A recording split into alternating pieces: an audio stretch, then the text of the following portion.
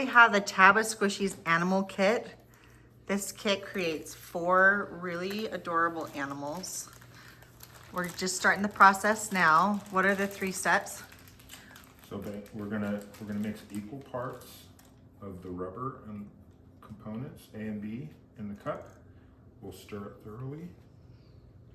We'll add coloring that we pick out, and then we'll stir that again thoroughly, and then we'll pour it into the mold and let it sit for 4 to 6 hours. Once it feels like it's set up and firm, we'll gently peel it out of the mold and decorate it however you want. Perfect. And it comes with, this is called it's a fuzzy powder. It makes the outside of the squishies fuzzy. What is it called? I don't know. Flocking powder. Flocking powder. That's right. And then all these colors, it comes with the primary colors, so you can mix and match. And then this decorates the outside of them as well. This kit comes with everything. It's awesome. We love it. You're going to love it too.